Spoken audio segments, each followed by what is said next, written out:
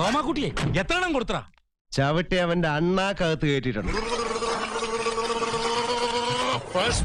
പത്തനാപുരം ഇത്തവണയും ഒപ്പമുണ്ടാകുമെന്നതാണ് LDFന്റെ പ്രതീക്ഷ. ഒപ്പമുണ്ടാകും തീർച്ചയായിട്ടും. പത്തനാപുരത്തെ ജനങ്ങൾ സ്നേഹത്തോടെ ഇത്തവണയും എന്നെ ചേർത്ത് നിർത്തും. വലിയ ഭൂരിപക്ഷത്തിൽ വിജയിപ്പിക്കും എന്ന് തന്നെയാണ് പ്രതീക്ഷിക്കുന്നത്. KP ഗണേഷ് കുമാർ ഇപ്പോൾ പിന്നിൽ പോകുന്നു. ആരൊക്കെ എന്തൊക്കെ പറഞ്ഞാലും പത്തനാപുരത്തെ ജനങ്ങൾക്ക് തന്നെ അറിയാം എന്നതായിരുന്നു ഗണേഷ് കുമാറിന്റെ കോൺഫിഡൻസ്. ആ കോൺഫിഡൻസ് ആണ് ഇവിടെ തകരുന്നത്. സോറി രാമു.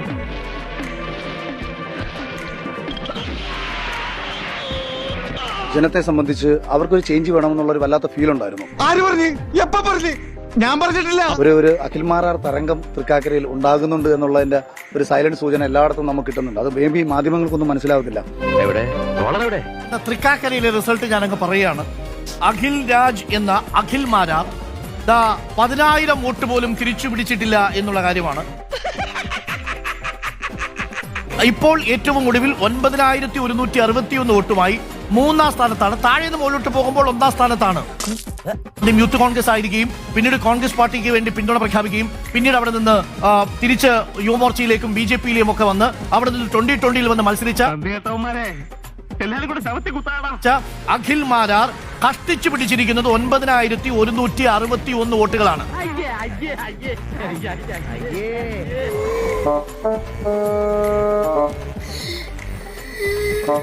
എങ്ങനെയുണ്ട് പ്രവർത്തകരുടെ ആവേശം? എങ്ങനെയുണ്ട് അവസാന നിമിഷത്തിൽ?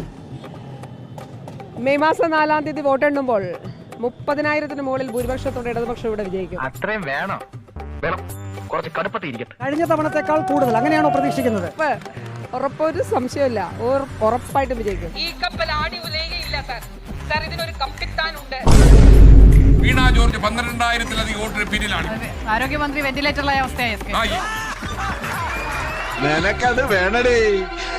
കെ സുധാകരൻ വന്നാലും രമേശ് ചെന്നിത്തല വന്നാലും ഇടതുമുന്നണിക്ക് പേടിയില്ല, ഭയമില്ല. എന്തിന് ഭയക്കണം? കേൾക്കുമ്പോൾ തന്നെ ഞാൻ ചാർജാണ്. അതുപോലെ തന്നെ കേരളത്തിൽ അധികാരം നഷ്ടപ്പെടാൻ സാധ്യതയുണ്ടെന്നൊക്കെയാണ് എക്സിറ്റ് പോൾ ഫലങ്ങൾ പറയുന്നത്. നമുക്ക് എക്സിറ്റ് പോൾ പറയുന്നതുകൊണ്ട് നടക്കാറില്ലല്ലോ. അങ്ങനെ കുറെ ആളുകളുടെ വിഡിത്തം പറയും. ഞാൻ ചിരിച്ചു പോയത് കാരണം ഇല്ലെങ്കിലും ഞങ്ങൾ പോകില്ല എന്ന് പറഞ്ഞ് നിൽക്കുന്നവരാ. നിങ്ങൾക്ക് എന്നാ ഞങ്ങളെ പറ്റി അറിയാം? അതൊന്നും ഇല്ലെങ്കിലും ദാരിദ്ര്യത്തിന് കുറവൊന്നുമില്ലല്ലോ. പ്രതിപക്ഷത്തിൽ പോയാൽ ആരായിരിക്കും പ്രതിപക്ഷ നേതാവ്? എനിക്കറിയില്ല. അതിനെ സംബന്ധിച്ച് നമ്മളോട് ചർച്ച ചെയ്യേണ്ട കാര്യമില്ല. ഞങ്ങൾ ഭരണത്തിൽ തന്നെ വരാൻ പോവാണ്. പിന്നെ പ്രതിപക്ഷത്തെ പറ്റി ചർച്ച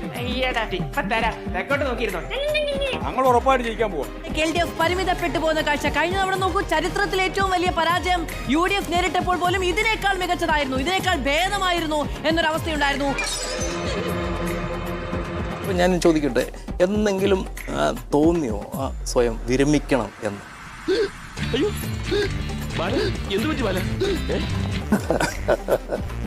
അതിലൊന്നും ഉത്തരവില്ല. വാസറേ പോവാം. ഇനി നിന്ന വേലായുധം കരയുന്നത് എല്ലാവരും കാണും. അപ്പൊ ഞാൻ പോട്ടെ. എന്റെ കാര്യം കൂടെ ഒന്ന് പറയണം. ഈ പാവത്തിന് ഒന്ന് അഡ്ജസ്റ്റ് കൂട്ടി. കരങ്ങളോടെ